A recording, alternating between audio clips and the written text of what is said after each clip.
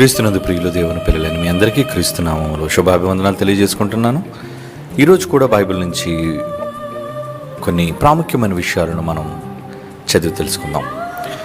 ఈరోజు మనం నేర్చుకోబోయే పాఠం మహోన్నతుడు మెచ్చే మనుషులు, వారి మనస్తత్వాలు. తండ్రి అయిన దేవుడు మనుష్యులను తన పిల్లలుగా జన్మనిచ్చి తన పోలికలో తన వారుగా ఉండాలని కోరుకున్నాడు. కానీ మనుషులు అలాగూ లేకపోవటం దేవునికి బాధను మిగిల్చింది. అందరూ అలా కాకపోయినా తన పిల్లలైన వారు, తన మనస్సును ఎరిగిన వారు ఖచ్చితంగా ఆయన కొరకు, ఆయన ఇష్టాన్ని నెరవేర్చడానికి బ్రతికారు. వారిని బట్టి ఆయన ఎంతగానో సంతోషించాడు అని కూడా మనకు తెలుసు. అయితే మనుషులు బాహ్యంగా ఎలా ఉన్నా వారి అంతరంగం అనేది ఒకటి ఉంటుంది. వాళ్ళ మనస్సు, వాళ్ళ ఆలోచన. దేవుడు అంతరంగాలను చూసేవాడు అని మనకు తెలుసు. నరుని పైవేషాన్ని ఆయన లక్ష్య పెట్టనివాడు అని కూడా మనకు తెలుసు. సర్వసాధారణంగా మనుషులు పైవేషాలను చూచి అందానికో, ఆస్తికో, పదవికో ఇష్టలుగా మారి మనుషులను అభిమానించటం, ప్రేమించటం చేస్తూ ఉంటారు. కానీ దేవుడు మనుషులను బాహ్య సంబంధమైన లేదా పైరూపాన్ని చూపే విధానాన్ని ఆయన మెచ్చడు. కానీ ప్రతి మనిషి అంతరంగాన్ని ఆయన చదువుతాడు. అంతరంగాన్ని బట్టే ఆయనకి ఇష్టలుగా జీవించాలి అని కోరుకుంటాడు. అది ప్రారంభ తరంలోనే కయీను, హేబెలు ఇచ్చిన అర్పణలో మనం గమనించాం ఆ విషయాన్ని. వారు తెచ్చిన అర్పణ కన్నా వారి మనస్సును గ్రహించాడు అని మనకు తెలుసు. కయీనును వాని అర్పణను లక్ష్యపెట్టెను, హేబెలును వాని అర్పణను లక్ష్యపెట్టాడు. అంటే ఆయన ప్రాముఖ్యత, ప్రాధాన్యత ఇచ్చేది మొదట వాళ్ళ మనస్సులకు, వాళ్ళ అంతరంగాలకు అని అర్థం. కనుక అంతరంగం శుద్ధి లేకపోతే, అంతరంగం ఆయనకి నచ్చకపోతే మనిషి చేసేది ఏదైనా దేవుడు స్వీకరించడు, అర్పణ తీసుకోడు అనేది ప్రారంభంలోనే పాఠంగా మనకు నేర్పించాడు. సో దీన్ని బట్టి దేవునికి ఇష్టలుగా, లేదంటే దేవునికి నచ్చేవారుగా మన క్రియలలో మనం కనిపించాలి అని మనం కోరుకుంటాం. ఆయన కొరకు క్రియలు చేయటం కూడా చాలా గొప్పదిగా మనం భావిస్తాం. కానీ నిజానికి క్రియల మనసా? మొదట మనసు, తర్వాత క్రియలు. కొన్ని సందర్భాల్లో క్రియలను బట్టి నిర్ణయం తీసుకోవడం కూడా సమంజసమైనది కాదు. జాగ్రత్తగా వినండి. క్రియలను బట్టి కూడా నిర్ణయాలు తీసుకోవటం అనేది సరి అయిన పద్ధతి కాదు దేవుని విషయంలో. ఎందుకంటే మనుషుల కొరకు క్రియలు నటించి చేయొచ్చు, మనుషులు మెచ్చాలని, మనుషులు చూడాలని ప్రవర్తించవచ్చు. కనుక క్రియలు యథార్థమైనవని మనం ఎలా అనుకోగలం చెప్పండి? ఒక మనిషి భక్తిపరుడుగా కనబడతాడు, ఒక ఆమె భక్తిపరురాలుగా క్రియలలో నటిస్తుంది. కనుక నటన ఎంతవరకు సమంజసమైనది? మనుష్యులు వాళ్ళ భక్తికి లేదంటే వాళ్ళ క్రియలకు మోసపోవచ్చేమో, కానీ దేవుడు అలా కాదు. క్రియ చేసే ప్రతి మనిషిని యొక్క మనస్తత్వాన్ని, అంతరంగాన్ని చూసేవాడు. అంతరంగం ఎలా ఉందో పరిశీలన చేసి తెలుసుకునేవాడు. కనుక దేవునికి ప్రాముఖ్యమైనది మనస్సు. దేవునికి ప్రాముఖ్యమైనది మనస్సు. అందుకే ఒక హెచ్చరిక మాట దేవుడు చేశాడు. చదువుదాం బైబిల్లో. ద్వితీయోపదేశకాండం 4వ అధ్యాయం 9వ వచనం. ద్వితీయోపదేశకాండం 4వ అధ్యాయం 9వ వచనం. అయితే నీవు జాగ్రత్త పడుము, నీవు కన్నులారా చూచిన వాటిని మరొక ఉండునట్లు అవి నీ జీవితకాలమంతయు నీ హృదయములో తొలగిపోకుండా నీ మనస్సును బహు జాగ్రత్తగా కాపాడుకొనుము. ఏమంటున్నాడు ఇక్కడ? నీ హృదయములో నుండి తొలగిపోకుండా నీ మనస్సును బహు జాగ్రత్త, జాగ్రత్త కాదండి, బహు జాగ్రత్త అంటున్నాడు. దేనిని బహు జాగ్రత్తగా కాపాడుకోమన్నాడు? మనస్సు. మనుషులు అంటుంటారు, వివిధములైన అభిప్రాయాలు మనస్సును గురించి వెళ్ళబుచ్చుతుంటారు. మనసు అంటే ఒక అద్దమని, పగిలిపోతే అది తిరిగి అతకదని, ఇలా పలు రకాలుగా మాట్లాడుతుంటారు. సరే, మానవ అభిప్రాయాలతో మనకు సంబంధం లేదు, ఎందుకంటే మనిషి దేవుడంతటి జ్ఞాని కాడు. మనిషి బైబిలులో వ్రాయబడిన జ్ఞానం కంటే ఎక్కువ తెలుసుకున్నవాడు కాడు. ఎందుకంటే ఈ స్వయంగా దేవుడే చెబుతున్న విషయాలు కనుక దేవునికి తెలిసినంతగా, మనుషుల మనస్తత్వాలు ఎరిగినంతగా ఈ మానవ సమాజం మనస్సును గురించి చెప్పే మాటలు నిజమైనవి కావు. అందుకు దేవుడు ఏమంటున్నాడు? నీవు జాగ్రత్త పడుము. ముందే అలర్ట్ చెప్తున్నాడు. నువ్వు జాగ్రత్తగా ఉండు, నీ కన్నులారా చూచిన వాటిని మరొక ఉండునట్లు అవి నీ జీవితకాలం అంతా నీ హృదయములో తొలగిపోకుండానట్లు నీ మనస్సును బహు జాగ్రత్తగా కాపాడుకొను. మనస్సును జాగ్రత్తగా కాపాడుకోవాలి అనే హెచ్చరిక చేస్తున్నాడు. చూడండి, ఎందుకు మనస్సును కాపాడుకోవాలి? మనసు అంత ప్రాముఖ్యమైనదా? అవును, దేవుడు అన్నిటికంటే ప్రధానంగా చూసేది మనిషి యొక్క మనస్సును. సర్వసాధారణంగా అందరూ అది ఎవరికి కనబడదు కనుక, అది ఎవరికి తెలియదు కనుక, నా మనసు మీకు అర్థం కాకపోయినా పర్వాలేదండి, దేవునికి తెలుసు అనే ఒక వంక చెప్పి తప్పించుకుంటుంటారు. ఎలా? నా మనసు దేవునికి తెలుసండి. ఎస్, దేవుడికి తెలుసు. మనుషుల మనస్సులు, మనస్తత్వాలు దేవుడికి తెలుసు. మనుషులు ఎవరో, ఆ మనుషుల యొక్క మనస్సులేంటో ఆయనకు బాగా తెలుసు. కనుక ఆయన మనుషులను ఇష్టపడేది లేదా వాళ్ళకి ప్రతిఫలాన్ని ఇచ్చేది కయ్యను హేబెల. వాళ్ళు తెచ్చిన వాటిని బట్టి కాకుండా వాళ్ళ మనస్సును బట్టి దేవుడు ఇస్తాడు అన్నది బైబిల్ చెప్తున్న నిజం. కనుక మనసు అన్నిటికంటే అంత ప్రధానమైనది. ఎందుకంటే చెడిపోవడానికి అదే కారణం, ఘోరమైన వ్యాధులతో నిండడానికి అదే కారణం, భయంకరమైన రోగాలతో ఉండడానికి అది కారణం. వ్యాధులు అన్నాడు, మనుషుల మనస్సు ఎలాంటిదట? అది ఘోరమైన వ్యాధి అన్నాడు. దాని మనుషుల్లో ఎవడు గ్రహించకపోయినా దేవుడు మాత్రం బాగా దాన్ని గ్రహిస్తున్నాడు. కనుక నీ మనస్సును జాగ్రత్తగా కాపాడుకో. అంటే మనసుకు దేవుడు ఎంత ప్రాతినిధ్యాన్ని ఇచ్చాడు అనేది మనకు అర్థమవుతుంది. కాబట్టి దాని విషయమై కేర్ తీసుకోవటం, దాని విషయమై శ్రద్ధ తీసుకోవటం అనేది అన్నిటికంటే ప్రాముఖ్యమైనది. అందుకే దేవుడు కొన్ని హెచ్చరిక మాటలు చేస్తున్నాడు. అదేంటో చూద్దాం. సామెతల గ్రంథం 16వ అధ్యాయం 32వ వచనం. సామెతల గ్రంథం 16వ అధ్యాయం 32వ వచనం. పరాక్రమశాలి కంటే దీర్ఘశాంతము గలవాడును శ్రేష్ఠుడు. ఒక పట్టణాన్ని పట్టుకుని వానికంటే తన మనస్సును స్వాధీనపరుచుకునేవాడు శ్రేష్ఠుడు. దేవుడు ఎలా కంపేర్ చేస్తున్నాడు? కండలున్నాయి గనుక, మనుషులను వీరోచితంగా పోరాడి గెలిచాడు గనుక వీడు గొప్పవాడు అంటున్నాడా? లేదండి. పరాక్రమశాలి కంటే దీర్ఘశాంతము గలవాడు ఎలాగైతే గొప్పవాడో, అంటే ఆవేశపూరితుడై, చాలామందికి ఆవేశం ఎక్కువగా ఉంటుంటుంది, అలాంటి ఆవేశపరులుగా కాకుండా దీర్ఘశాంతము గలవాడు. ఎందుకంటే దేవుడు అలాంటి మనసు గలవాడే.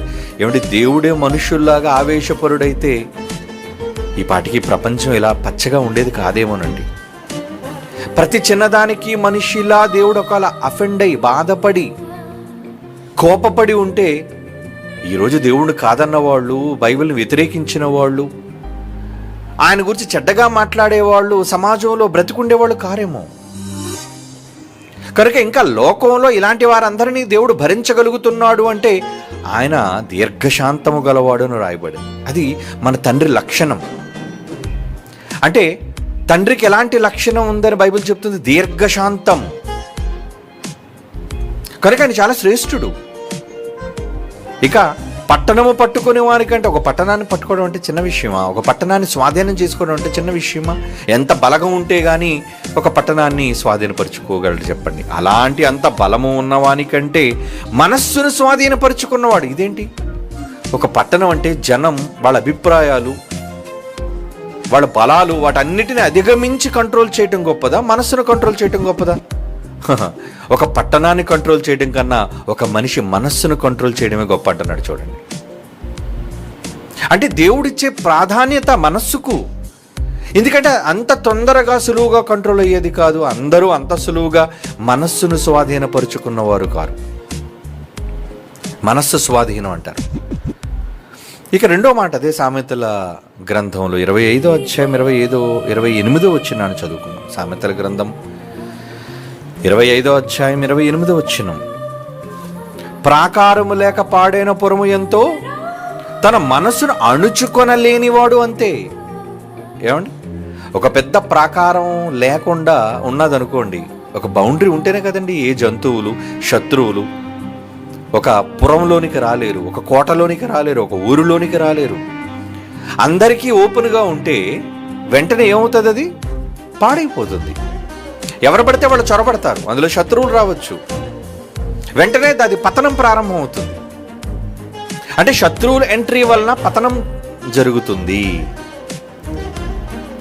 కనుక దానికంటే మనస్సును అణుచుకొనలేనివాడు, అంటే అది ఎవరితో సమానంగా పోలుస్తున్నాడు? ఒక మనస్సును ఎవరైతే స్వాధీనం చేసుకోలేరో అలాంటి వాళ్ళే పట్టణాన్ని ప్రాకారము లేక పాడైపోయిన ఒక పురము లాంటి వాళ్ళు, మనస్సును స్వాధీనపరుచుకొనలేని వాళ్ళు అని చెప్తున్నాడు చూడండి దేవుడు. అంటే దీన్ని బట్టి దేవుడు మనస్సుకిచ్చిన ప్రాధాన్యత ఎంత గొప్పది, ఎంత గొప్పది. కనుక దేవుడు మనుష్యులను వాళ్ళ మనస్తత్వాలను బట్టి మెచ్చేవాడు, క్రియలను బట్టి కాదు. క్రియలు చేస్తున్నారు కనుక ఏమండి ఈమె చాలా ఉత్తమమైన క్రియల్లో ఉంది కాబట్టి దేవుడు మెచ్చుతున్నాడు ఏమండి? అది మనం ఎలా చెప్పగలం? దేవుడి కంటే ఒక లెక్క ఉంది, దేవుని కంటే ఒక కొలమానం ఉంది. మనుష్యులను ఎలా లెక్కించాలి, మనుష్యులను ఎలా ఎన్నిక చేయాలి అనేది దేవుడు కొలతలు వేరు, మనుషుల కొలతలు వేరు. దావీదుని ఎంపిక చేసినప్పుడు మనకు తెలుసు. ఏమండి? యెషయాకున్న పిల్లలందరూ కూడా వరుసగా ఒకరి తర్వాత ఒకరు వస్తుంటే వీళ్ళు కాదు వీళ్ళు కాదు వీళ్ళు కాదు వీళ్ళు కాదు అన్నారు. చూస్తే దావీదు చిన్నవాడుగా ఉన్నాడు, సుందరుడుగా ఉన్నాడు. అలాంటి వ్యక్తిని వస్తే ఇదిగో ఇతనే నేను ఏర్పాటు చేసుకున్నవాడు, అభిషేకించు అన్నాడు. ఏంటి ప్రభువా ఈయన అభిషేకించడం? అవునయ్యా, నా ఎంపిక వేరు. మనుష్యులు ఎంచుకున్నట్లుగా పై రూపాన్ని చూచి ఎంపిక చేసేవాడిని కాదు నేను. నాకు దావీదు ఎందుకు నచ్చాడంటే కండలు తిరిగిన వాడని కాదు. నాకు ఆయన ఎందుకు ఇష్టపడ్డాడు అంటే ఆయన చేసిన క్రియలను బట్టి కాదు. సింహాన్ని చంపాడనో ఎందునో ఏదో సాధించాడని కాదు, గొర్రెలు మేపుతున్నాడని కాదు. నాకు నచ్చినది దావీదు మనస్సు, నా ఇష్టుడు, నా ఇష్టానుసారుడు అని ఆయన గురించి చెబుతున్నాడు. అంటే దేవునికి నచ్చింది దావీదు యొక్క మనస్సు. కనుక అతడు ఎత్తుగా ఉన్నాడా, అతడు కొరసగా ఉన్నాడా, అతడు బలాఢ్యుడుగా ఉన్నాడా, బలహీనుడుగా ఉన్నాడా, పసివాడుగా ఉన్నాడా, ఇది ఆయన ఎంపిక చేయడు. కనుక దేవుని ఎంపిక అనేసరికి, దేవుని ఇష్టం అనేసరికి మనుషులు వాళ్ళ మనస్తత్వాలను బట్టే దేవుడు ఎంపిక చేస్తాడు. వీళ్ళు తెల్లగా ఉన్నారని దేవుడు ఎంపిక చేయడు, వీళ్ళు నల్లగా ఉన్నారని ఎంపిక చేయడు. వీళ్ళు ఐశ్వర్యం గలవారని ఐశ్వర్యం లేనివారని, పదవి గలవారని పదవి లేనివారని, ప్రజలలో ఏమండి ప్రాధాన్యత ఉన్నవారని. ఈరోజు సోషల్ మీడియాలో ఎవరిని తెర మీదకి తెస్తారు అంటే ఫాలోయింగ్ ఉన్నవాళ్ళని, అంతే కదండి. ఎవరినైతే మనుషులు ఎక్కువగా ఫాలో అవుతారో వారు సోషల్ మీడియాలో స్టార్స్ అనిపించుకుంటారు. అంటే ఎక్కువగా ప్రజల ఫాలోయింగ్ ఉన్నవాళ్ళు. కానీ దేవుడు వాళ్ళని బట్ట ఈరోజు సెలబ్రిటీలుగా మారుతున్న వాళ్ళు కూడా ప్రజల మధ్య ఫాలోయింగ్ వచ్చిన వాళ్ళని సెలబ్రిటీలుగా చూపిస్తున్నారు. అందులో స్పోర్ట్స్ రంగంలో కావచ్చు, సినీ రంగంలో కావచ్చు, ఏ ఇతర రంగాల్లోనైనా కావచ్చు. కానీ దేవుడు ఎంపిక మాత్రం అలాంటిది కాదు. మీరు మనుషుల మధ్య ఫేమస్ అయ్యారు కాబట్టి, మనుషుల మధ్య ప్రాముఖ్యత సంపాదించుకున్నారు కాబట్టి నేను ఎంపిక చేసుకున్నాను అండ ఆయన. దేవుని ఎంపిక మనుష్యులా ఉండదు. సౌలుని ఎంపిక చేసుకున్నారు ఇశ్రాయేలీయులందరూ. ఎందుకు? ఆజానుబాహుడని, అందరికంటే ఎత్తు అయిన వాడని. కానీ గొలియాతుని చంపలేనివాడు, అసమర్థుడు, పిరికివాడు. ఈ మనస్సు ఎవరికి తెలియదు? ఇశ్రాయేలీయులకు తెలియదు. మమ్మల్ని కాపాడే నాథుడు సౌలే అనుకున్నారు. కానీ రూపంలోని కండలు లేనివాడు, ఆకారంలో ఆజానబాహుడు కానివాడు, కేవలం దేవుని వలన మనస్సు మెచ్చబడినవాడు దావీదు. చిన్నివాడు, గొలియాతుని చంపాడు, దేవునికి ఇష్టడు కనుక దేవుని ఎంపిక అలాగే ఉంటుంది. మరి ఆయన ఎంపికలో మనం ఉన్నామా? మనం ఉండాలి అంటే మనుష్యులుగా మన క్రియలా? అయితే అండి దేవుడు చూసేటట్లుగా, దేవుడు కనబడేటట్లుగా నేను అన్ని మంచి పనులు, ఉత్తమమైన పనులు చేసేస్తున్నాను, లేదా బైబిల్లో రాయబడినట్లుగా నేను మంచి మంచి కార్యక్రమాలు చేసేస్తాను కనుక దేవుడు నన్ను ఎంపిక చేస్తాడా, దేవుడు నన్ను మెచ్చుకుంటాడా అని అంటే, అయితే మీరు ఈ మాట ఖచ్చితంగా చదవాలి. చాలా ఇంపార్టెంట్. ఏంటా మాట? 2 దినవృత్తాంతాల గ్రంథం 25వ అధ్యాయం 2వ వచనం. 2 దినవృత్తాంతాల గ్రంథం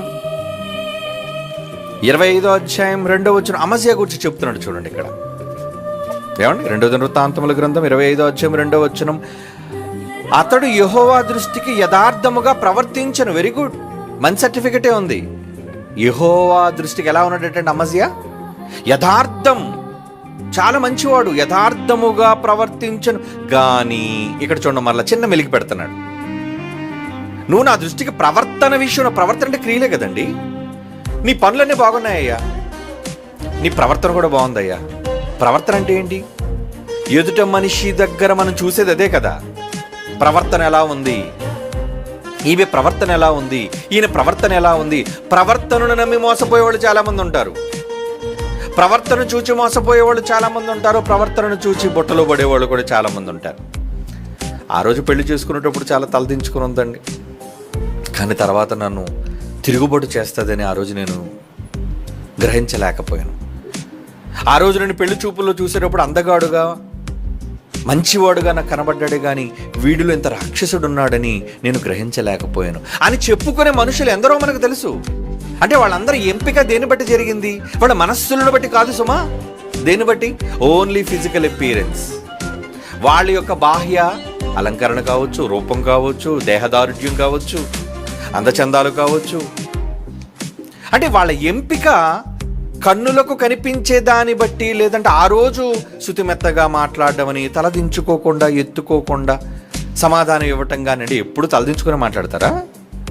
కనీసం నువ్వు 10 ప్రశ్నలు వేసినా ఆ ప్రశ్నకు సమాధానం చెప్పకుండా సిగ్గుతో తలదించుకున్నారు. కాబట్టి ఎప్పుడు పెళ్ళైన తర్వాత కూడా ఇదే సిగ్గుతో ఉంటారని నువ్వు అనుకుంటున్నావా? సిగ్గుతో కాదు, బజారుకు లాగుతారు నిన్ను. అది ఆ రోజు నీకు తెలియదు. తర్వాత వాళ్ళు బజారుకు లాగినప్పుడు నీకు తెలుసు, ఆహా ఇలాంటి వాళ్ళ వీళ్ళు మనస్సు, అయ్యో ఆ రోజు తెలుసుంటే బాగుంది అని చాలామంది అభిప్రాయపడుతుంటారు. కనుక మనుష్యులుగా మనకి ఎంపిక రాదు గనుక మనుష్యులను తప్పుడు లెక్కలు కట్టి మంచివాళ్ళుగా నటించే వాళ్ళ క్రియలను బట్టి నమ్మి మోసపోతాం. కానీ దేవుడు అలాంటి కాడు. చాలామంది మనుష్యులను బట్టి, వాళ్ళ వంశాలను బట్టి వీళ్ళు మంచివాళ్ళు అనుకుంటారు. ఏంటి ఏమంటే మంచి వంశం అండి వీళ్ళది, వీళ్ళ కుటుంబం చాలా మంచి పేరున్న కుటుంబం అండి. ఏం పేరున్న కుటుంబం అయితే వాళ్ళ గుణం మంచిదని ఎక్కడ ఉండాలి? వాళ్ళ మనస్తత్వం గొప్పదై ఉండాలి. మరి మనస్సు నీకు ఎలా తెలుస్తుంది? మీరు వాళ్ళతో జరిగే ఇంటరాక్షన్ అంటారు. అంటే వాళ్ళతో మీరు కలిసి గడిపే కాలం కావచ్చు, మాట్లాడే మాటలు కావచ్చు, వాళ్ళు గమనించే ప్రవర్తన కావచ్చు, మీరు లేనప్పుడు, ఎవరు చూడలేనప్పుడు వాళ్ళు ఏ విధంగా ప్రవర్తిస్తున్నారని తెలుసుకునే విధానాన్ని బట్టి కావచ్చు. అప్పుడే కదా వాళ్ళ మనసు అర్థమవుతుంది. ఒక వ్యక్తి మనస్తత్వం ఎప్పుడు తెలుస్తుంది? కష్టం వచ్చినప్పుడు, ఇబ్బందుల్లో ఉన్నప్పుడు, అవసరతల్లో ఉన్నప్పుడు. వాళ్ళ రియాక్షన్, అబ్బా కష్టం కలిగిన కానీ ఎంత చక్కగా స్పందించాడండి, ఇబ్బంది కలగగానే ఎంత చక్కగా ఆదరించారండి. అంటే మాటలు చెప్పడం వేరు, క్రియలలో ఉండటం వేరు. చాలా వ్యత్యాసం ఉంది వీటికి. కనుక మనుష్యుల ఎంపిక ఎప్పుడు కూడా తప్పుగా మారొచ్చు, వాళ్ళ ఎంపికల్లో పొరపాట్లు జరగవచ్చు. కానీ దేవుడి ఎంపిక ఖచ్చితంగా, కన్ఫర్మ్గా వాళ్ళ మనస్సును బట్టే జరుగుతుంది అనడానికి ఈ మాట. ఏంటది? చదువుదాం. 2 దినవృత్తాంతముల గ్రంథం 25వ అధ్యాయం 2వ వచనం. అమజ్యా యెహోవా దృష్టికి యథార్థముగా ప్రవర్తించను గాని పూర్ణ హృదయముతో ఆయనను అనుసరింపలేదు. అదేంటండి, యథార్థంగా ప్రవర్తించాడు అంటున్నాడు, పూర్ణ మనసుతో ప్రవర్తించలేదు అంటున్నాడు. ఏంటి ఇంతకీ ఇతను మంచి ప్రవర్తన, చెడ్డ ప్రవర్తన? దేవుడికి కావలసింది పూర్ణమైన నీ మనస్సుతో కూడిన ప్రవర్తన. దేవుడు కొడతాడనో, దేవుడు శిక్షిస్తాడనో భయపడి నటించటం, చేయటం వేరు. నిజముగా దేవుని మీద ఇష్టంతో, ప్రేమతో బ్రతికి చూపించటం వేరు. వీటన్నిటికీ చాలా తేడా ఉంది. అందుకే ఏమంటున్నాడు? పూర్ణ హృదయముతో, అంటే మనస్సు, నీ మనస్సుతో ఆయనను అనుసరింపలేదు. నువ్వు దేవుడు వెంబడించటం నీ మనస్సుతో వెంబడించలేదయ్యా. నీ క్రియలు బాగున్నాయి, నీ ప్రవర్తన ఎలా ఉందంటున్నాడండి? యథార్థంగా ఉందా? ఓకే, నీ ప్రవర్తన యథార్థంగా ఉందా, కానీ నీ మనస్సు ఉందే, నీ పూర్ణ మనస్సు, నీ పూర్ణ హృదయం, అందులో తేడా. ఏదో మీకు అనుకూలంగా చేస్తున్నారు కాబట్టి, అనుకూలంగా ఉంటున్నారు కాబట్టి వీళ్ళు మంచోళ్ళు అనే లెక్క కాదు. వాళ్ళ మనస్సు ఎలాంటిది అనేది లెక్క. కొన్నిసార్లు కొంతమంది మనస్తత్వం బయటపడిన తర్వాత మనం భయపడిపోతుంటాం. ఏంటి వీళ్ళలో ఇంత క్రూరమైన మనస్సు ఉందా, నేను గెస్ట్ చేయలేదు వీళ్ళు ఇంత క్రూరులని, ఇంత దారుణమైన మనుషులని, ఇంత భయంకరమైన మనస్తత్వం కలిగిన వాళ్ళని ఆశ్చర్యపోతూ ఉంటాం. అందుకే దేవుడు అంటున్నాడు, ఆయనకు కావలసింది నీ ప్రవర్తన కాదు. Okay, secondary. నీ ప్రవర్తన ఓకే, నీ క్రియలు నటిస్తావేమో, యథార్థంగా కనబడుతున్నట్లుగా ఉంటావేమో, కానీ నీ మనస్సు పూర్ణమైనది కాదు. అంటే సంపూర్ణం కాలేదు అని అర్థం. ఎక్కడో వెలితి, నీ హృదయంలో ఎక్కడో ఏదో వెలితి చేశావు. అందుకే కానీ అంటున్నాడు, యెహోవా దృష్టికి యథార్థముగా ప్రవర్తించేది కానీ పూర్ణ హృదయముతో ఆయనను అనుసరింపలేదు. నువ్వు పూర్ణంగా చేయలేదు, నీ మనసులో పూర్ణంగా ఆయన కూర్చోలేదు. కనుక చాలా మంది దేవుడు మనుష్యులను ఎలాగ ఆయన లెక్కగట్టాడు అన్నది చూద్దాం. కొంతమంది మంచి వాళ్ళని ఎలా లెక్కగట్టాడు, చెడ్డ వాళ్ళని ఎలా లెక్కగట్టాడు. మనుష్యులు వాళ్ళ మనస్తత్వాలు కదా. దేవుడు మెచ్చేది మనుష్యులను ఎలా చూచి కాదు, వారి మనస్తత్వాలను బట్టి. మరి మనస్తత్వాలు ఎలా వస్తాయి? గత పాఠంలో మనం చెప్పుకున్న బుద్ధులు, వంశపారంపర్యంగా వచ్చే బుద్ధులు, సంక్రమించే బుద్ధులు. అలాగని ఆ బుద్ధులు వంశపారంపర్యంగా వచ్చినా దాన్ని సరిచేసుకునే అవకాశాలు కూడా ఉన్నాయి వాక్యంతో.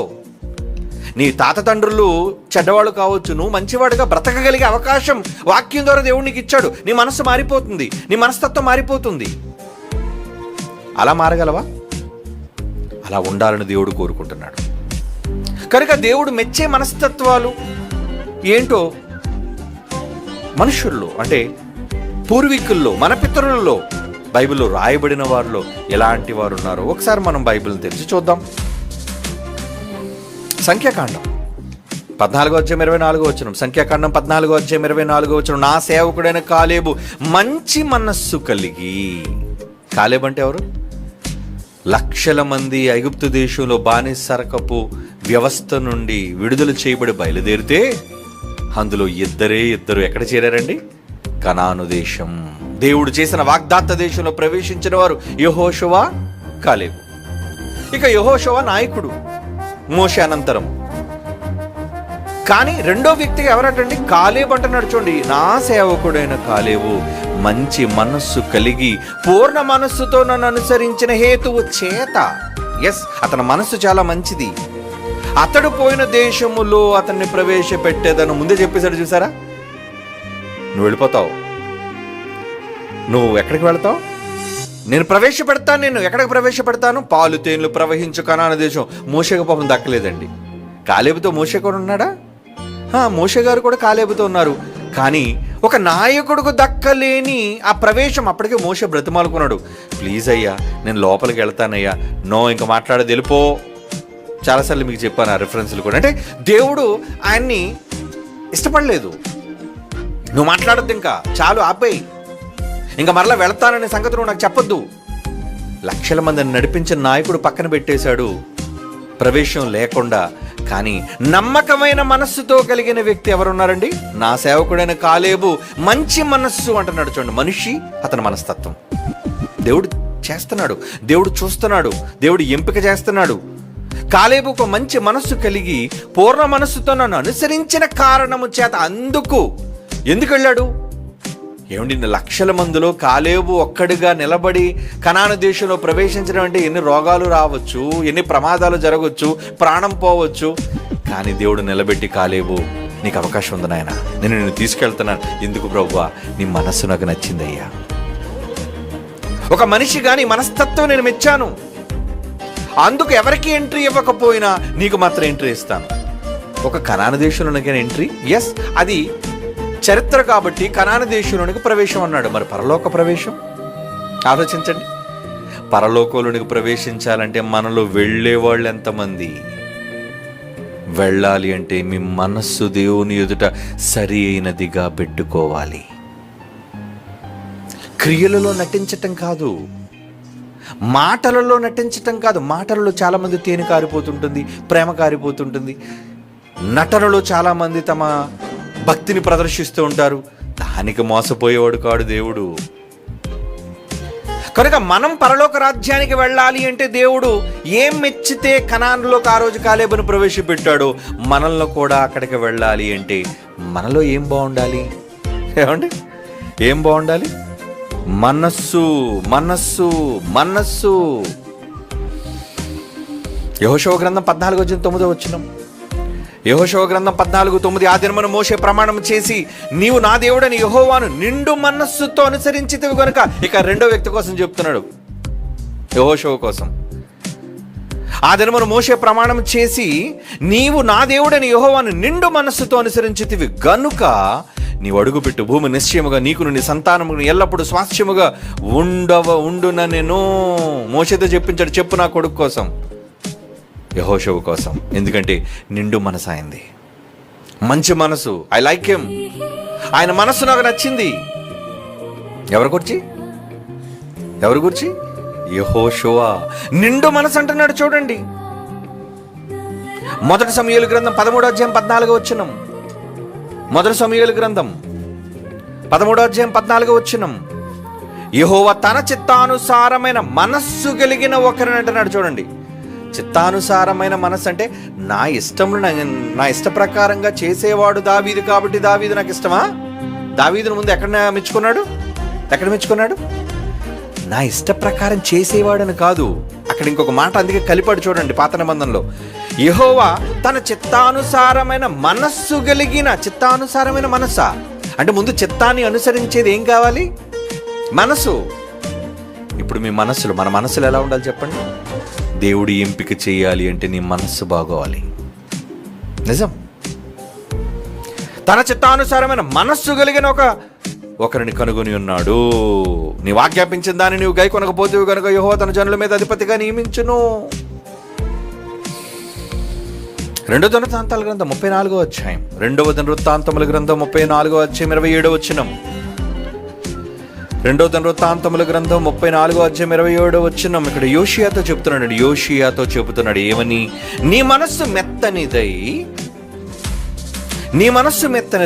ఈ స్థలము మీదను దాని కాపురస్తుల మీదను దేవుడు పలికిన మాటలను నీ వినినప్పుడు నా సన్నిధిని నీకు తగ్గించుకొని నీ వస్త్రములు చింపుకొని నా సన్నిధిని కన్నీరు విడిచితివి గనుక నీ మనవిని నేను ఆలకించి తిని.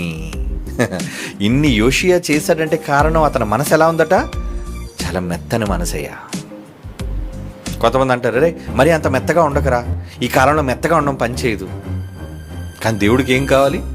మెత్తని మనస్సు, మంచి మనస్సు అని అర్థం. మెత్తని మనస్సు అంటే ప్రతి చిన్నదానికి కృంగిపోయి ప్రతి చిన్నదానికి బలహీనుడిగా కనబడే మనస్సు అని కాదు అక్కడ ఉద్దేశం. ఒక మంచి కోసం, దేవుని పనిని కోసం ఆయన ఏం చేస్తున్నాడట? నీ మనస్సు మెత్తనిదే ఈ స్థలమందు దాని కాపురస్తుల మీదను దేవుడు పలికిన మాటలు నీవు వినినప్పుడు నా సన్నిధిని నీవు తగ్గించుకుని. ఎంత మంచోడు నువ్వు, నీలో గర్వం లేదు, అహంకారం లేదు, నువ్వు తగ్గించుకున్నావు నాయన. అందుకనే నువ్వు నాకు నచ్చావు, కన్నీరు విడిచావు గనుక నీ మనవిని నేను ఆలకించి తిని. యోషియా కోసం చెప్తున్నాడు ఆయన. ఏమండి? నెహెమ్యా గ్రంథం 9వ అధ్యాయం 7వ వచనం. నెహెమ్యా గ్రంథం 9వ అధ్యాయం 7వ వచనం. దేవా యెహోవా ఏమంటారంటే ప్రవక్త, అబ్రహామును ఏర్పరుచుకుని కల్దీల ఊరు అను స్థలము నుండి యువతలకు అతన్ని రప్పించి అతనికి అబ్రహాము అని పేరు పెట్టిన వాడవు నీవే కదా. అతడు నమ్మకమైన మనస్సు గలవాడని ఎరిగి. అబ్బా, అబ్రహాం కోసం ఏం చెప్తున్నాడు? ఎందుకు అబ్రహాంని పిలిచాడు? ఎంతమంది ఉంటుండగా? ఆ రోజు కల్దీ దేశంలో ఎవరు లేరా? ఏమంటే ఆ రోజు ఊరనే ప్రాంతంలో ఇంకెవరు లేరా? అబ్రహాముని ఎందుకు పిలిచాడు దేవుడు? అబ్రహాముని ఎందుకు పిలిచాడు? అతను పిలిచేటప్పటికి అతనిలో విశ్వాసం ఏమీ లేదు దేవుని మీద. అసలు దేవుడు ఎవరో తెలియదు ఆయనకి, అవునా కదా? అబ్రహాముని దేవుడు పిలిచేటప్పటికి అతను గొప్ప విశ్వాసాలకు తండ్రా? ఏమీ లేదు ఆయనలో. కానీ దేవుడు ఏం చూశాడు? మనిషిని, అతని మనస్తత్వాన్ని చూశాడు. ఏంట మనస్సు? అతడు నమ్మకమైన, అతడు నమ్మకమైన మనస్సు గలవాడని ఎరిగి. ఎంత చక్కగా చెబుతున్నాడండి. నేను అబ్రహామును చూసినప్పుడు అతని మనస్సు నాకు బాగా నచ్చింది, అందుకు నేను ఏర్పరచుకున్నాను, పిలిచాను. అతని మనస్సు మంచిది కనుక. కనానీయులు, హిత్తీలు, అమోరీలు, పెరిజీలు, యెబూసీలు, గిర్గాషీలు అనే వారి దేశమును అతని సంతతి వారికి ఇచ్చినట్లు అతనితో నిబంధన చేసిన వాడు నీవే. ఎంతమందికి ఇవ్వవలసింది నేను అబ్రహాముని పిలిచి అతని సంతానానికి ఎందుకు ఇవ్వాలనుకున్నానో తెలుసా? అతని మనసు నచ్చిందయ్యా నాకు.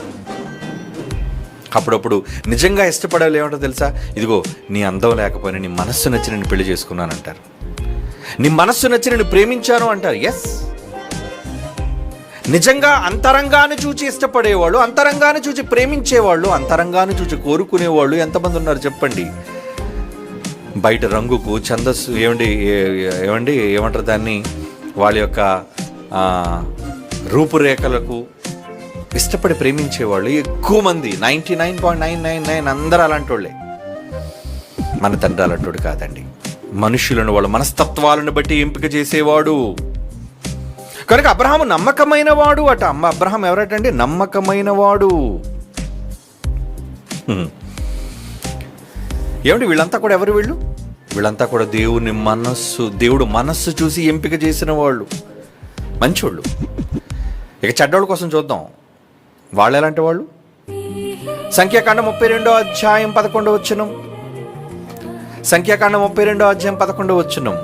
అంటే మనస్సులను చూచి మంచి వాళ్ళని ఎలాగైతే గుర్తించాడో, మనస్సులను చూచి చెడ్డవాళ్ళని కూడా దేవుడు వేరు చేస్తున్నాడు. చూడండి, 20 ఏండ్లు మొదలుకొని పై ప్రాయం కలిగి ఐగుప్తు దేశములో నుండి వచ్చిన మనుష్యులలో పూర్ణ మనస్సుతో యెహోవాను అనుసరించిన, పూర్ణ మనస్సుతో అంటే ఈ లక్షల మందిలో దేవుడు ఏం చూశాడు?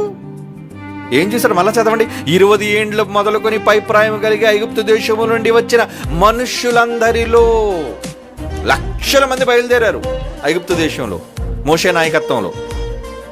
పూర్ణ మనస్సుతో యెహోవాను అనుసరించిన కెనజీయుడగు యెఫున్నె కుమారుడైన కాలేబును, నూను కుమారుడైన యెహోషువ తప్ప అంటున్నాడు. చూడండి, వారు తప్ప మరి ఎవడును పూర్ణ మనస్సుతో నన్ను అనుసరింపలేదు. మరలా అక్కడ చెప్తున్నాడు, రెండోసారి స్ట్రెస్ చేసి, ఒరే మీ మనసు బాలేదు, మీ మనసు నాకు నచ్చలేదు.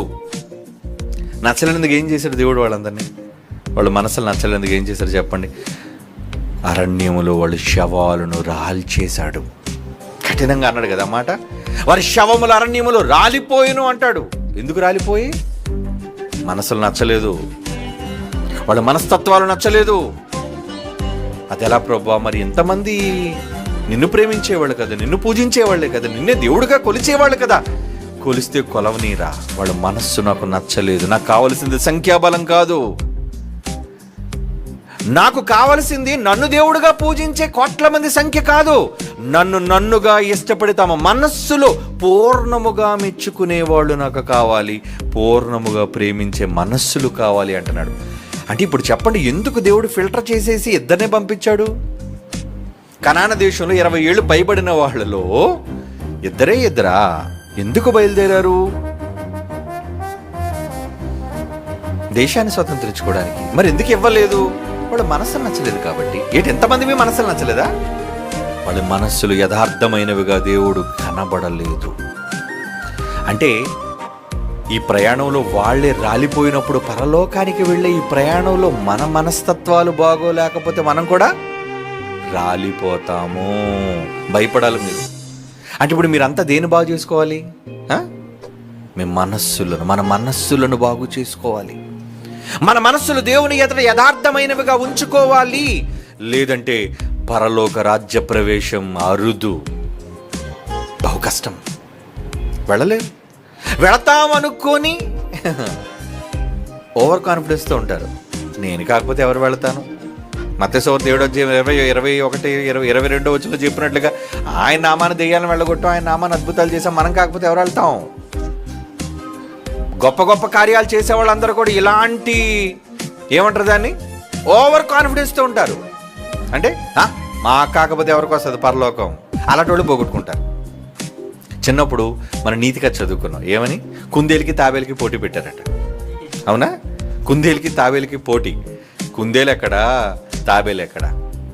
కుందేలు ఏమనుకుందట, ఏమండి కథలో ఏమనుకుందట, ఇది ఎప్పుడు ఈ ముసలిది నడిచి వచ్చేది ఎప్పుడు, ఆ చెట్టు చుట్టూ తిరిగి మరలా ఇది గెలిచేది ఎప్పుడు దాని మొహం అని ముందుగా పరిగెత్తుకొని వెళ్ళిపోయింది. జంపింగ్ వెళ్ళిపోయి అది ఎప్పుడుకో వస్తుందిలే, పడుకుందాం పునికేద్దాం అని చెప్పి చక్కగా చెట్టు కింద పడుకుంది. ఈలోపు తాబేలు మెల్లిగా వచ్చింది, చుట్టేసింది, ఫస్ట్ ప్రైజ్ వచ్చేసింది దానికి. తర్వాత లేచి చూసేసరికి తాబేలు కోసం అక్కడ జేజేలు కొడుతున్నారు అందరూ కూడా కదా. ఇందులో తాబేలు ఎవరు?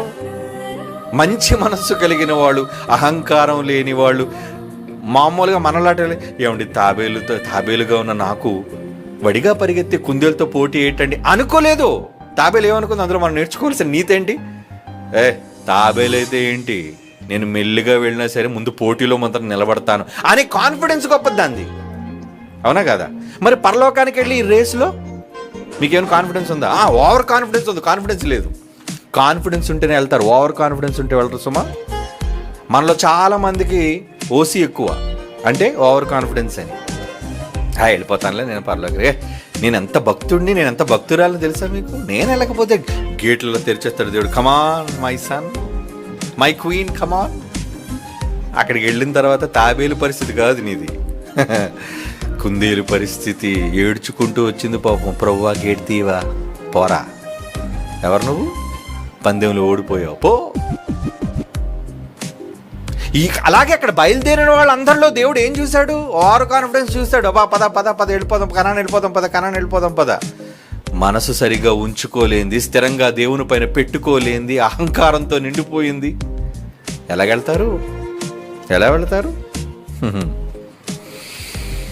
అందుకే చెప్తున్నాడు. రెండవ దినవృత్తాంతముల గ్రంథం 26:16 చూడండి ఈ మాట.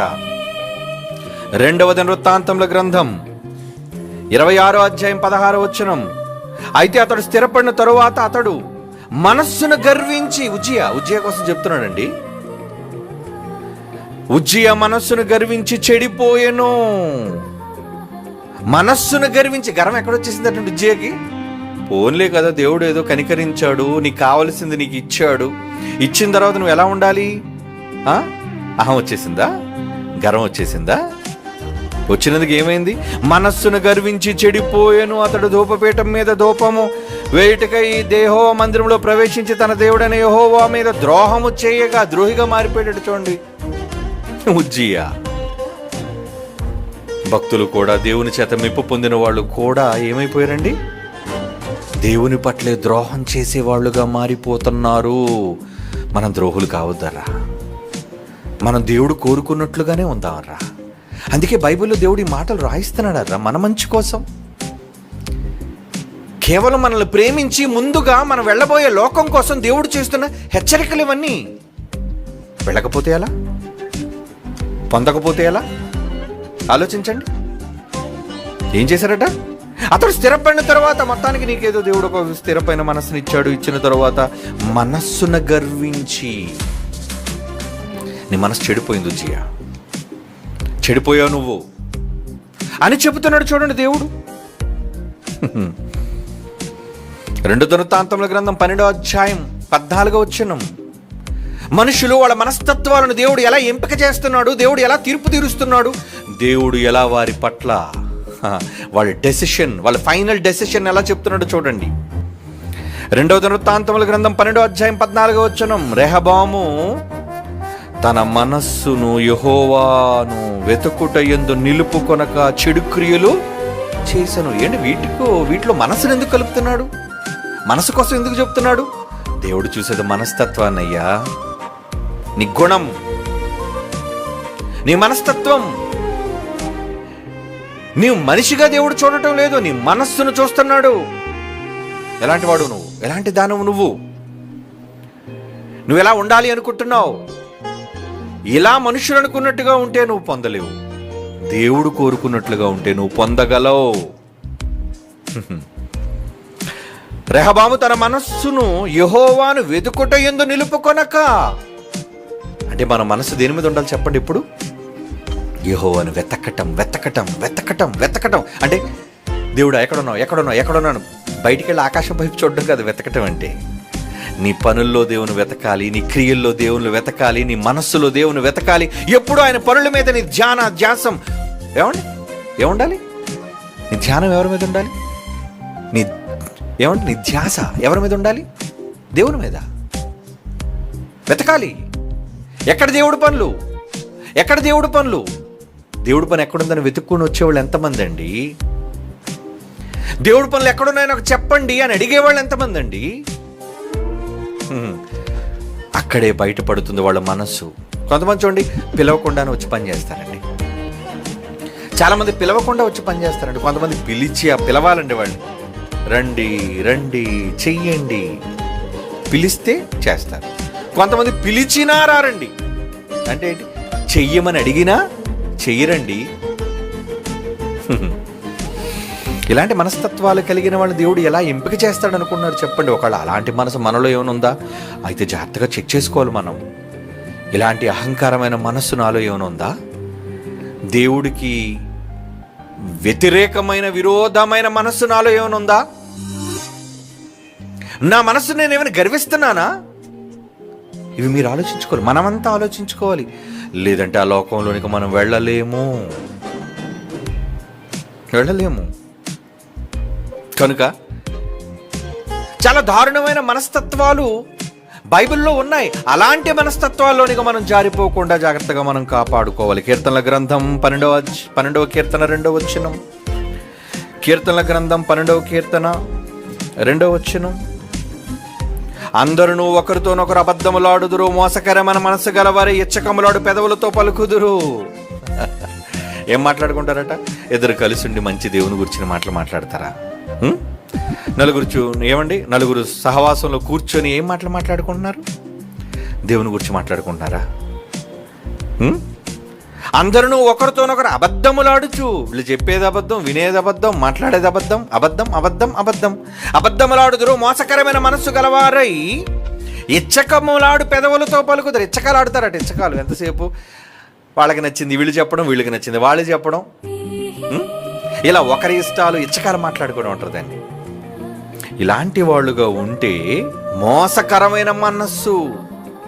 నీ మనసు బాలే, దేవుడికి నచ్చదు. మనుషులు వాళ్ళ మనస్తత్వాల గురించి దేవుడు చెబుతున్నాడు. మెచ్చిన మనుషులు ఎవరు, మెచ్చని మనుషులు ఎవరు? దేవుడు మెచ్చే మనస్తత్వాలు ఏంటి?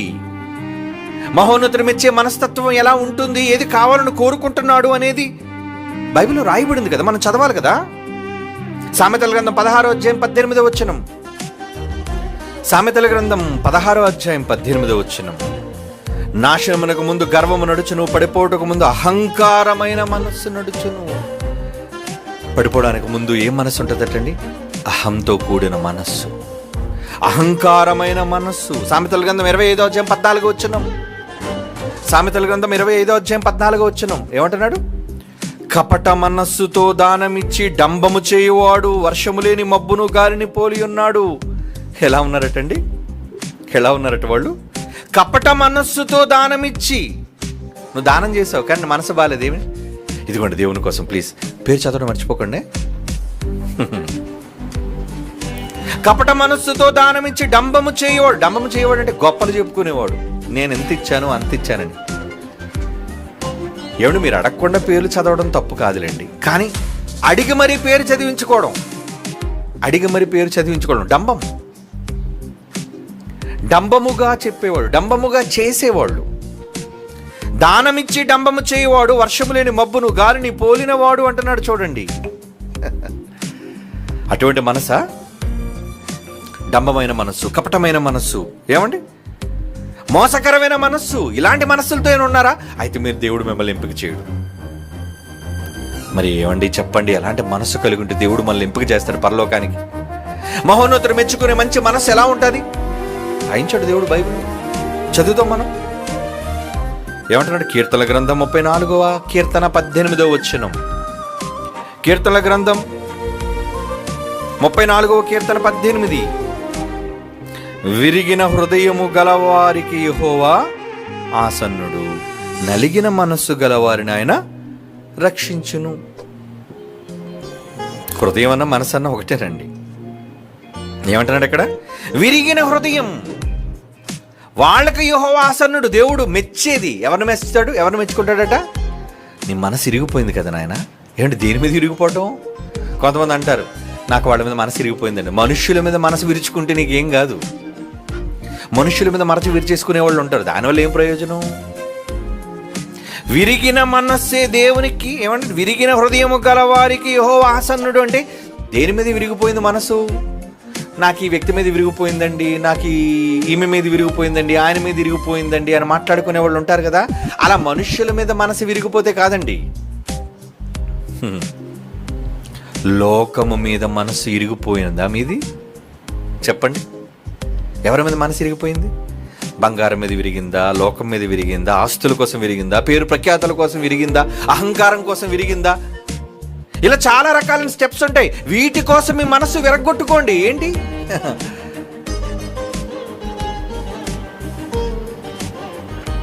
నాస్తి రావాలి అంటే నేను చెప్పింది చెయ్యాలి, యేసుప్రభుని విడిచిపెట్టేయాలి అంటే అప్పుడు ఏమన్నా, అమ్మో ఎంత ఆస్తి నేను వదులుకోవడమే, యేసుప్రభుని నేను కోరుకోవడమే, సారీ అండి నాకు ఆస్తే కావాలి అంటే ఇప్పుడు మనసు దేని మీద విరగలేదనమాట. దేవుని మీద విరిగిన మనసు కాదు. ఆస్తికో కావాలి, ₹1,00,00,000 సంపద కావాలి. అందుకు దేవుడు ఏం కోరుకున్నాడు? విరిగిన హృదయం గలవారికి ఆసన్నుడు, నలిగిన మనస్సు గలవారికి. మనసు ఎప్పుడు నలిగిపోదు చెప్పండి? మిమ్మల్ని అవమానకరంగా మాట్లాడినప్పుడు, మిమ్మల్ని కించపరిచినప్పుడు, మీకోసం చెడ్డగా జనులు మాట్లాడుతున్నప్పుడు మీ మనసు నలిగిపోతుంటుంది. ఏమండి మీరు ఎలా ఉన్నారు? నా మనసు నలిగిపోతుందండి. వాళ్ళు అన్న మాటలకు నా మనసు నలిగిపోతుందండి. వాళ్ళు చేస్తున్న పనులకు నా మనసు నలిగిపోతుందండి. వాళ్ళ మాటలకు నా మనసు కృంగిపోతుందండి అంటారే. ఓకే, మనుషులు పెట్టే నిందలకు భయపడొద్దు, నలిగిపోని పర్వాలేదు. నలిగిపోతున్నావు కదా, నలిగిపోతున్నావు కదా. దేవుని వాక్యం కోసం నువ్వు నలిగిపోతున్నావా? దేవుని వాక్యాన్ని నిలబెట్టడం కోసం నువ్వు నలిగిపోతున్నావా, కృంగిపోతున్నావా? అయితే నీకు నేను ఆసన్నుడను. నిజంగా అలాంటి మనస్సును మనం తెచ్చుకుంటే యెహోవా మనతోనే ఉంటాడండి, మనకు దగ్గరగా ఉంటాడండి. ఆసన్నుడు అంటే ఏంటి? యెహోవా ఆసన్నుడు అంటే మన పక్కనే ఉంటాడని, మనల్ని కోరుకుంటాడు అని అర్థం. అదే కీర్తనలు 51వ కీర్తనలోని 17వ మాట, 51వ కీర్తనలోని 17వ వచనం ఏమంటున్నాడు? విరిగిన మనస్సే దేవునికి ఇష్టమైన బలులు. దేవా, విరిగి నలిగిన హృదయము నీవు అలక్ష్యము చేయవు. మళ్ళీ అదే చెప్తున్నాడండి. మనసు విరిగిపోవాలి, మనసు విరిగిపోవాలి, మనసు నలిగిపోవాలి, నలిగిపోవాలి, నలిగిపోవాలి. అలా విరిగి నలిగిపోతే మీ మనస్సు దేవుడు ఇష్టమట, ఇష్టం. అలాంటి మనస్సు మీకుందా? అలాంటి మనస్సును మనం పొందగలుగుతున్నామా? దేవుడు మెచ్చే మనస్తత్వాలు, మనుషులు వాళ్ళ మనస్తత్వాలు ఎలా ఉంటే దేవుడు మహోన్నతుడు మెచ్చుకుంటాడో తెలుసా? ఇదిగో ఇలా ఉండాలి, ఇలా. మీకా గ్రంథం 6వ అధ్యాయం 8వ వచనం అండి. మీకా గ్రంథం 6వ అధ్యాయం 8వ వచనం. మీకా గ్రంథం 6వ అధ్యాయం 8వ వచనం. మనుషుడా, ఓ మనిషి, ఏది ఉత్తమమో అది నీకు తెలియజేయబడి ఉన్నది చెప్పాను కదా, నీకు ముందే రాయించాను కదా. న్యాయముగా నడుచుకున్నటయు, కనికరమును ప్రేమించుటయు, దేన మనస్సు కలిగి నీ దేవుని ఎదుట ప్రవర్తించుటయు. ఇంతేగా యెహోవా నేను అడుగుతున్నాడు, ఇంతేగా. ఈ మూడే ఏటి మూడిట్లో అంతుందా? ఇంతే. ఏది ఉత్తమమో అది నీకు తెలియజేయబడి ఉన్నది. కానీ ఎన్నిసార్లు చెప్పినా మనం మర్చిపోతుంటామండి. ఇలాంటి బంగారు వాక్యాలు రాసుకుంటామా? దేవుడు మెచ్చేది, ఉత్తమమైనది, ఆయనకి నచ్చేది ఇవేనా చేయడం? ఆయనకి నచ్చేది ఇదేనా? అయితే ఇది చేస్తే చాలా ఆయన మెప్పు పొందుతానని నేను అనుకుంటారా? లేదు. మనం దేవుని మెప్పును కోరుకునే వాళ్ళం కాదండి. ఎల్లప్పుడూ మనుష్యుల మెప్పును కోరుకునే వాళ్ళం. మనుష్యులు మనల్ని మెచ్చుకోవాలి, మనుష్యులు మనల్ని పొగడాలి, మనుష్యులు మనల్ని కీర్తించాలి, మనుషుల దగ్గర మనం గొప్పగా కనిపించాలి, వాళ్ళ దగ్గర నటించైనా సరే వాళ్ళ మెప్పు మనం పొందాలి అనుకునే మనుష్యుల కోసం బ్రతుకుతున్న సమాజం అండి ఈరోజు. భార్య కోసం భర్త, భర్త కోసం భార్య, పిల్లల కోసం కుటుంబం, ఏమండి ప్రజల కోసం నాయకుడు, ఇలా ఒకరినొకరు మెప్పించడం కోసం నటిస్తూ బ్రతుకుతున్నారు. మనసులో కష్టాలు ఇబ్బందులు దాచుకున్నా, వాళ్ళ మీద అసహ్యం ఉన్నా కనబడిన వెంటనే ఏం పొగుడుతారు? ఏమండి, నా మీద ఎంత కోపం ఉన్నా ప్రార్థన చేయమని పిలిచారు అనుకోండి, లోన ఎంత కోపం ఉన్నా ప్రసన్న నేను కాపాడండి తండ్రి అని అందరి కోసం ప్రార్థన చేస్తారు. ఎందుకంటే చేయకపోతే బాగోదు కనుక. అవునా? అంటే ఏమన్నా మనసులో ఉన్నది ఒకటి, పై వచ్చే మాట ఒకటి, అంతేనా? అంటే ఇవన్నీ ఏంటి? మనస్తత్వాలు అంటారు. హృదయపూర్వకంగా నువ్వు చేయగలవా? హృదయపూర్వకంగా నువ్వు అతను క్షమించగలవా? హృదయపూర్వకంగా నువ్వు అతను ప్రేమించగలవా? దేవుడు మెచ్చే మనస్తత్వాలు అవేనండి.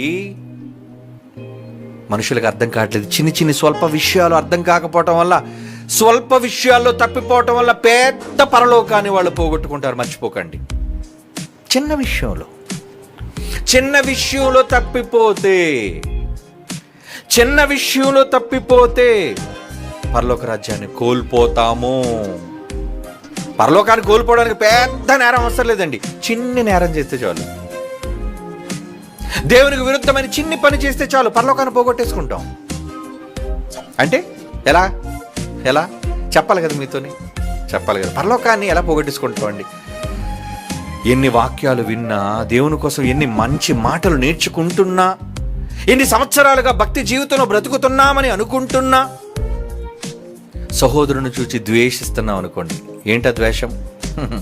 కోపం. ఒకరి మీద మన కోపం, ఒకరి మీద మనకు పట్టరాని ద్వేషం మన మనస్సులో, బయటకు నవ్వుతూ పలకరిస్తాం, వదిలేండి నటనది, కానీ మనస్సులో అది ఉంటే దేవుడు ఏం చెప్పాడు? నీ సహోదరుని ద్వేషించు ప్రతివాడు నరహంతకుడు. ఏ నరహంతకుడి దగ్గర ఏముండదట? నిత్యజీవం లేదు. అంటే ఒక మనిషిని ద్వేషిస్తే పరలోకాన్ని పోగొట్టించుకుంటావా? అతను కొట్టలేదు, బహిరంగంగా తిట్టలేదు, అవమానపరచలేదు, కానీ ఇదంతా ద్వేషం ఎక్కడుంది? ద్వేషం ఎక్కడ ఉంటుంది చెప్పండి? ఏమిటి ద్వేషం ఎక్కడైనా బయట కనబడుతుందా? మన నుదురు మీద కానీ, మన చేతుల మీద కానీ కనబడదు. లోపల ఉంటుంది. ఎక్కడ? మనసులో. ఒక మనిషిని ద్వేషించేది మనసులో. ఒక మనిషి మీద కోపాన్ని పెట్టుకునేది మన మనసులో. స్త్రీ కావచ్చు, పురుషుడు కావచ్చు, ఎవరైనా కావచ్చు. మనం ఒకరిని క్షమించే గుణం లేకుండా, వాళ్ళని మరలా మంచిగా స్వీకరించే మనసు లేకుండా, మనసులో ఒకడు కోపాలు, బాధలు మనం పెట్టుకుంటే, దేవుడు చెప్పేశాడు, నువ్వు ఎన్ని మంచి పనులు చెయ్యి, నువ్వెన్ని గొప్ప కార్యక్రమాలు చేయి, నీ క్రియలు యథార్థమైనవిగా కనబడ్డాయి, కానీ నీ మనసు దేవుని ఎదురు సరైంది కాదు. అందుకే ముందే చదివించాను అన్నమాట. అంటే ఇప్పుడు అన్నిటికన్నా ప్రాముఖ్యమైనది ఏంటి? మనసు. నీ మనసులో ద్వేషిస్తున్నావు కాబట్టి, ప్రభువా మరి ఎన్ని కార్యక్రమాలు చేశాను నేను, ఎన్ని లక్షల రూపాయలు ఖర్చు పెట్టాను ప్రభువా, నేను ఎన్నిసార్లు నీ కోసం ఉన్నతమైన కార్యక్రమాలు చేశావు, ఓకే, నేను కాదంటం లేదు, కానీ నీ సహోదరుని ద్వేషించావు కదరా. మరి ద్వేషిస్తే ఏంటి? 1 యోహాను పత్రిక 2వ అధ్యాయం, 1 యోహాను పత్రిక